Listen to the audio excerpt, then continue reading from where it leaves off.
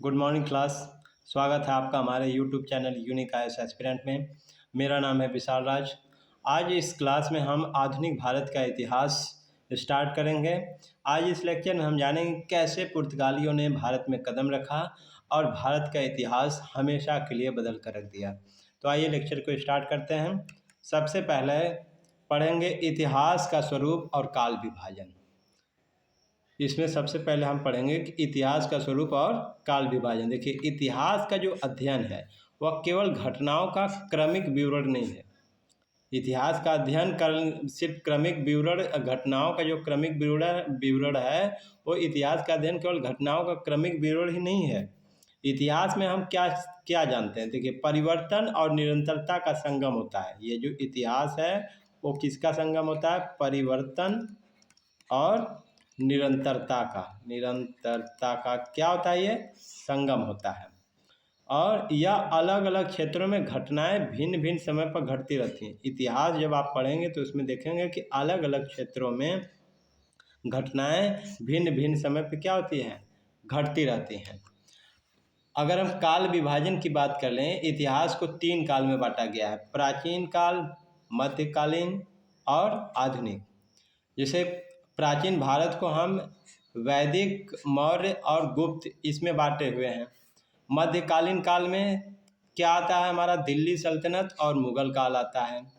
आधुनिक काल की जो शुरुआत होती है वह यूरोपियों के आगमन और उपनिवेशवाद से शुरू होता है। आधुनिक काल की जो शुरुआत होती है वो किससे होती है? यूरोपियों के आगमन और उपनिवेशवाद से। जो आधुनिक भारत का इतिहास है वह सीधे सीधे यूरोपीय उपस्थिति और औपनिवेशिक प्रभुत्व से जुड़ा है। आधुनिक भारत का इतिहास किससे जुड़ा हुआ? सीधा तरीके से यूरोपीय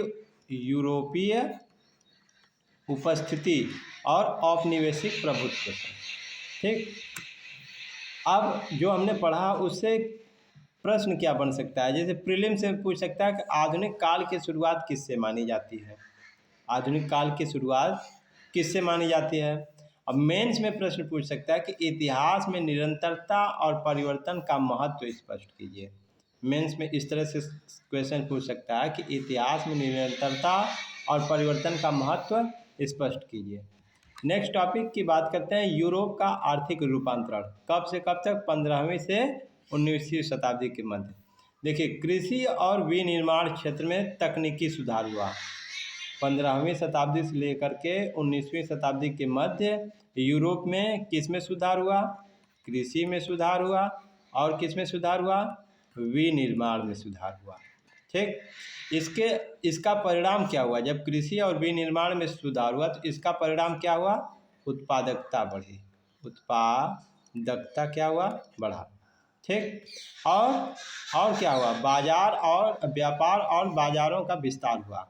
जब उत्पादकता बढ़ा तो क्या हुआ? व्यापार का विस्तार हुआ और बाजार का विस्तार हुआ। ठीक, तो यूरोप का आर्थिक रूपांतरण 15वीं से 19वीं शताब्दी के मध्य हुआ और इसमें सबसे पहले क्या हुआ? कृषि और विनिर्माण क्षेत्र में तकनीकी सुधार हुआ और इसका परिणाम क्या हुआ कि उत्पादकता बढ़ी। उत्पादकता जब बढ़ी तो व्यापार और बाजारों में क्या हुआ? वृद्धि हुआ। ठीक, नेक्स्ट टॉपिक है जो मध्यकालीन सामंतवादी व्यवस्था जो थी उसका पतन हो गया और इसके जगह पे जो सामंतवादी व्यवस्था थी, सामंतवादी व्यवस्था इसका क्या हो गया? पतन हो गया। और इसके स्थान पे क्या आ गया? पूंजीवादी व्यवस्था। पूंजीवादी व्यवस्था का उदय हुआ, विकास हुआ। ठीक, मध्यकालीन सामंतवादी व्यवस्था का क्या हो गया? पतन हो गया 15वीं से 19वीं शताब्दी के मध्य। और उसके स्थान पे क्या आ गया? पूंजीवादी व्यवस्था का विकास हो गया। और ये जो आर्थिक परिवर्तन था, इस आर्थिक परिवर्तन ने क्या किया? यूरोपीय देशों को उपनिवेशों और नए बाजारों की खोज के लिए प्रेरित किया। ये जो जब पूंजीवादी व्यवस्था आ गया तो इसने क्या किया कि यूरोपीय देशों को उपनिवेश और नए बाजार की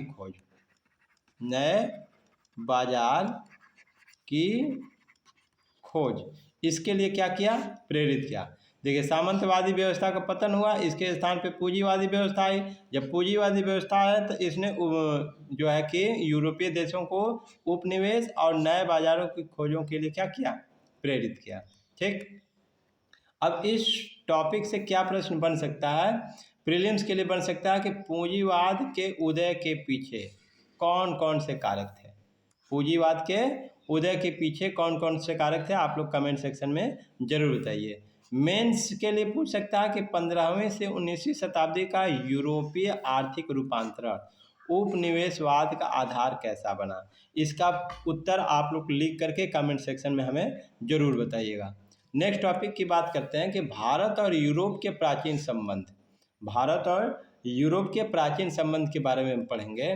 देखिए भारत का जो है प्राचीन काल से ही ग्रीस और रोम से व्यापक व्यापार था। भारत का किससे संबंध था, ग्रीस और रोम, इन दोनों से व्यापक व्यापार था प्राचीन काल से ही। इसके साथ भारत का चीन और एशिया के अन्य हिस्सों से भी संपर्क बेहद प्राचीन था। चीन से भी इसका प्राचीन व्यापार चलता था और एशिया के अन्य हिस्सों से भी, एशिया के अन्य हिस्सों से। ठीक, तो भारत का जो व्यापार है वो प्राचीन काल में किससे होता था, ग्रीस और रोम से। इसके साथ चीन और एशिया के अन्य हिस्सों से भी इसका अत्यंत प्राचीन संपर्क रहा। ठीक, नेक्स्ट बात कर लें। जब मार्को पोलो जो है कि चीन की यात्रा किया, ठीक ना, तो मार्को पोलो की जो चीन की यात्रा किया तो इसकी चीन यात्रा के वृत्तांतों ने क्या किया, यूरोपियों में एशिया के प्रति जिज्ञासा बढ़ाई। देखिए जब मार्को पोलो इसने क्या किया, चीन की यात्रा किया। ठीक, चीन की यात्रा किया और चीन की यात्रा किया तो वो जब यूरोप लौटा तो यूरोप लौट करके वहाँ उसने यहाँ के पूरे यात्रा वृत्तांत के बारे में बताया कि वहाँ कितनी धन संपदा है, कितनी विलासिता की चीज़ें मौजूद हैं। तो ये सारी चीज़ें जब वो मार्को पोलो बताता है यूरोपियों को, तो यूरोपियों के मन में एशिया के प्रति क्या हुआ, जिज्ञासा बढ़ी। ठीक, और पूर्व की धन संपदा और विलासिता की कहानियों ने क्या किया, यूरोपियों की लालसा और लालच दोनों को बढ़ाया। ठीक, यूरोपियों की किसकी लालसा को बढ़ाया और लालच दोनों को बढ़ाया। ठीक, मार्को पोलो ने जब चीन की यात्रा की तो इसने क्या किया कि यूरोपियों में एशिया के प्रति जिज्ञासा बढ़ाई। उसने जब चीन की यात्रा की, पूरे वृत्तांत बताया कि वहाँ पे कितनी धन संपदा है, कितनी विलासिता की चीज़ें हैं। ठीक है, तो इससे क्या हो गया कि यूरोपियों के मन में लालच आया और लालसा दोनों बढ़ी। देखिए इससे प्रश्न पूछ सकता है कि मार्को पोलो कहाँ गया था, मार्को पोलो कहाँ गया था, प्रीलिम्स में पूछ सकता है। और मेंस में पूछेगा कि भारत और यूरोप के प्राचीन व्यापारिक संबंधों की निरंतरता का विश्लेषण कीजिए। ठीक, इन दोनों प्रश्नों का उत्तर आप लोग कमेंट सेक्शन में हमें लिख करके भेजिए। नेक्स्ट बात करते हैं इटली का व्यापार पर प्रभुत्व। देखिए 12वीं शताब्दी से ही जो इटली थी, विशेषकर वेनिस और जेनेवा, इसने क्या किया था, पूर्व के व्यापार पर एकाधिकार प्राप्त कर लिया था। 12वीं शताब्दी में क्या किया था इटली ने पूरब के व्यापार पर, किस पर, पूरब का जो व्यापार था इस पर एकदम एकाधिकार प्राप्त कर लिया था। क्या कर लिया था, एकाधिकार, यानी इटली के अलावा कोई भी पूरब के साथ व्यापार, कोई भी मतलब यूरोपीय देश व्यापार नहीं कर रहा था। यानी इटली ने क्या किया था कि 12वीं शताब्दी से ही इटली पूर्व के व्यापार पर एकदम एकाधिकार प्राप्त कर लिया था। ठीक, और किन किन मार्गों से व्यापार होता था, फारस की खाड़ी से जो है कि इराक और तुर्की सामान को ले जाया जाता था और वहाँ से स्थल मार्ग से वेनिस और जेनेवा पहुँचाया जाता था पूरब की धन संपदा को। दूसरा जो मार्ग था व्यापार का वो था लाल सागर से होते हुए अलेक्जेंड्रिया और फिर वहाँ भूमध्य सागर से होते हुए इटली सामान को पहुँचाया जाता था। ये दो हमारे प्रमुख मार्ग थे उस समय जो है कि प्राचीन समय में जो है कि पूरब से जो है कि व्यापार करने के। देखिए इटली इस व्यापार से, जब वो पूरब के साथ व्यापार कर रहा था तो इटली इस व्यापार से क्या हुआ, अत्यधिक समृद्ध हो गया। क्या हो गया, एकदम अत्यधिक समृद्ध हो गया। जब एकदम समृद्ध हो गया तो आप जानते हैं कि जब कोई पड़ोसी आपका जो है कि हर रोज़ अमीर होता जाएगा तो आप उससे जलेंगे। बहुत सारे ऐसे पड़ोसी होते हैं जो जलते हैं। तो यूरोप के जो अन्य देश थे जैसे पुर्तगाल, स्पेन, इस एकाधिकार को तोड़ना चाहते थे। इस एकाधिकार को, यानी एकाधिकार का मतलब जो इटली था वो पूरब के साथ व्यापार कर रहा था और एकाधिकार था उसका, यानी वो अकेले ही उस पर अधिकार जमाया हुआ था उस व्यापार पर। तो उसी एकाधिकार को पुर्तगाल और स्पेन और अन्य देश जो थे यूरोपीय देश वो उसको क्या करना चाहते थे, तोड़ना चाहते थे। ठीक, इससे प्रश्न क्या बन सकता है कि वेनिस और जेनेवा किसके लिए प्रसिद्ध थे। प्रीलिम्स में प्रश्न पूछ सकता है कि वेनिस और जेनेवा किसके लिए प्रसिद्ध थे। मेंस में पूछ सकता है कि इटली का व्यापारिक प्रभुत्व, इटली का व्यापारिक प्रभुत्व यूरोपीय समुद्री खोजों का कारण कैसे बना।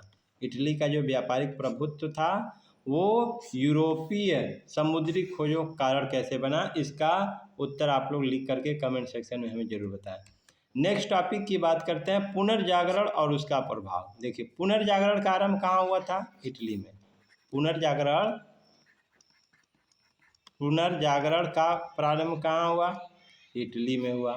ठीक, और जब पुनर्जागरण का उद्भव हुआ तो इसमें क्या हुआ, मानवतावाद, विज्ञान, कला, साहित्य और तर्क का विकास हुआ। पुनर्जागरण में किसका किसका विकास हुआ, मानवतावाद, विज्ञान, कला, साहित्य और तर्क, इसका विकास हुआ जब पुनर्जागरण का उद्भव हुआ। और पुनर्जागरण का आरंभ हुआ कहाँ था, इटली में हुआ। देखिए, व्यापारी, बैंकर और व्यवसायी वर्ग का उदय हुआ। पुनर्जागरण का जब उद्भव हुआ तो उससे किसका कौन से वर्ग का उदय हुआ, व्यापारी, बैंकर और व्यवसायी, इन वर्गों का उदय हुआ और नया मध्य वर्ग बना। यह जो वर्ग बना यह नई सोच, खोज और विज्ञान की ओर उन्मुख हुआ। यह व्यापारी, बैंकर और व्यवसायी जो थे ये नई सोच, खोज और विज्ञान की ओर अग्रसित हुए। ठीक, पुनर्जागरण ने क्या किया, जिज्ञासा और साहसिक अन्वेषण की भावना पैदा की। पुनर्जागरण ने क्या किया, जिज्ञासा और साहसिक खोज, अन्वेषण मतलब होता है खोज की भावना पैदा की। देखिए, अब इससे प्रश्न पूछ सकता है कि पुनर्जागरण किस देश से प्रारंभ हुआ। प्रीलिम से पूछ सकता है कि पुनर्जागरण यानी रिनेसेंस किस देश से प्रारंभ हुआ। मेंस में पूछ सकता है कि पुनर्जागरण और भौगोलिक खोजों के बीच संबंध पर चर्चा कीजिए। इसका उत्तर आप लोग लिख करके हमें कमेंट सेक्शन में बताएंगे। नेक्स्ट टॉपिक की बात करते हैं, भौगोलिक खोजों की परिस्थितियाँ। भौगोलिक खोजों की परिस्थितियाँ, देखिए, यूरोपीय देश वो इटली के प्रभुत्व को तोड़ना चाहते थे। क्यों तोड़ना चाहते थे, क्योंकि 12वीं शताब्दी से ही इटली ने पूरब के व्यापार पर एकाधिकार प्राप्त कर लिया था। तो यूरोपीय राष्ट्र जो थे वो इटली के प्रभुत्व को तोड़ना चाहते थे। और अटलांटिक तटवर्ती देश कौन कौन, जैसे पुर्तगाल, स्पेन, ये जो थे वे समुद्री मार्ग की खोज में सक्रिय हुए। ठीक, यूरोपीय राष्ट्र में जैसे पुर्तगाल, स्पेन जो थे वो इटली के प्रभुत्व को तोड़ना चाहते थे। तो तोड़ने के लिए वो क्या किए कि जो अटलांटिक तटवर्ती देश थे पुर्तगाल और स्पेन, ये क्या किए, समुद्री मार्ग की खोज में क्या हुए, एक्टिव हुए। और जब वो एक्टिव हो गए तो केंद्रीकृत और शक्तिशाली राज्य सत्ताएं जैसे स्पेन और पुर्तगाल, ठीक, इन्होंने क्या किया, उनको वित्तीय सहायता प्रदान किया। ठीक, पुर्तगाल और स्पेन के खोजियों को जो केंद्रीकृत और शक्तिशाली राज थे उन्होंने क्या किया कि स्पेन और पुर्तगाल जो थे उन्होंने क्या किया, वित्तीय सहयोग प्रदान किया। ठीक, तकनीकी प्रगति क्या हुआ उसमें कंपास, मुद्रण, खगोलशालाएं, बारूद, हथियार, ये सारी तकनीकी प्रगति हुआ उस समय। और इसका परिणाम क्या हुआ कि समुद्री मार्ग की खोज और उपनिवेशवाद की क्या हुई, शुरुआत हुई। जब इन सभी का प्रगति हुआ, कंपास जैसे दिशा बताने के साधन, मुद्रण, नक्शा और ज्ञान का प्रसार हुआ, खगोलशालाएं, इससे नेविगेशन में सहायता मिली, बारूद और हथियार से क्या हुए, सैन्य शक्ति में वृद्धि हुई। तो इसका परिणाम क्या हुआ कि समुद्री मार्ग की खोज और उपनिवेशवाद की शुरुआत हुई। ठीक, इससे महत्वपूर्ण प्रश्न क्या पूछ सकता है कि समुद्री खोजों में कौन कौन से उपकरण सहायक थे। समुद्री खोजों में कौन कौन से उपकरण सहायक थे। मेंस में प्रश्न पूछ सकता है कि भौगोलिक खोजों और यूरोपीय औपनिवेशिक विस्तार एक विश्लेषण। इसका आप लोग उत्तर कमेंट सेक्शन में लिख करके हमें जरूर बताएं। अब नेक्स्ट बात करते हैं यूरोपियों के आगमन के प्रमुख कारण। भारत में जब यूरोपीय आए तो उनके आगमन के प्रमुख कारण क्या थे। तो देखिए, पहला कारण क्या था, पुनर्जागरण का उदय। जब पुनर्जागरण का उदय हुआ तो नई सोच और विज्ञान का उदय हुआ, इसलिए वो भारत आए। दूसरा, कृषि निवेश से कम लाभ होता था। कृषि में निवेश करने से कम लाभ होता था, तो नए स्रोतों की खोज के लिए वो बाहर निकले। तीसरा, उद्योग के लिए कच्चे माल की आवश्यकता थी, तो कच्चे माल की आवश्यकता के लिए भी वो खोज के लिए बाहर निकले। चौथा कारण था नए बाज़ारों की तलाश, यानी यूरोपीय माल जो थे उनको बेचने के लिए उनको नए बाज़ार चाहिए थे, तो नए बाज़ारों की तलाश के लिए जो है कि वो भारत आए। नेक्स्ट कारण जो है पूर्व की धन संपदा का आकर्षण। जब मार्को पोलो ने यात्रा किया चीन की, तो वो वहाँ जा कर के इसका जिक्र किया कि पूरब में बहुत सारे जो है कि मसाले, रेशम, हीरे, वहाँ बहुत सारी धन संपदा है। तो पूर्व की जो धन संपदा थी उस आकर्षण ने भी उनको भारत आने के लिए मजबूर किया। उनका अगला कारण था भारत आने का ईसाई धर्म के प्रसार की उत्कट इच्छा। देखिए, वो यहाँ व्यापार करने तो आए थे, लेकिन उनका छुपा हुआ एजेंडा था ईसाई मत का प्रचार करना। ठीक, नेक्स्ट कारण था सामंतवाद से पूंजीवाद की ओर संक्रमण। सामंतवाद का क्या हो गया, पतन हो गया, और उसके स्थान पे आ गया पूंजीवाद। इसलिए वो जब पूंजीवाद का उदय हुआ तो वो भारत की ओर अग्रसित हुए। और ये सभी कारण ने क्या किया, भारत में यूरोपियों विशेषकर पुर्तगालियों के आगमन का मार्ग क्या किया, प्रशस्त किया। सबसे पहले पुर्तगाली ही तो भारत आए। ठीक, इससे प्रश्न क्या बन सकता है कि भारत में सबसे पहले कौन से यूरोपीय आए। भारत में सबसे पहले कौन से यूरोपीय आए। मेंस में पूछ सकता है कि भारत में यूरोपियों के आगमन के पीछे आर्थिक, धार्मिक और राजनीतिक कारणों की विवेचना कीजिए। ठीक, भारत में यूरोपियों के आगमन के पीछे आर्थिक कारण क्या था, धार्मिक कारण क्या था और राजनीतिक कारण क्या था, इसकी विवेचना कीजिए। तो इन दोनों प्रश्न का उत्तर आप लोग कमेंट सेक्शन में लिख करके हमें जरूर बताएं। देखिए, भारत में जो यूरोपियों का आगमन था वो मात्र एक व्यापारिक खोज नहीं था। ठीक, भारत में यूरोपियों का जो आगमन था वो मात्र एक व्यापारिक खोज नहीं था। यह क्या था, यह विश्व इतिहास की उस प्रक्रिया का हिस्सा था। विश्व इतिहास की उस प्रक्रिया का हिस्सा था जिसमें क्या हुआ, सामंतवाद का पतन हुआ, पूंजीवाद का उदय हुआ, पुनर्जागरण और धार्मिक सुधार हुआ, तकनीकी प्रगति हुई और पूर्व की धन संपदा का आकर्षण।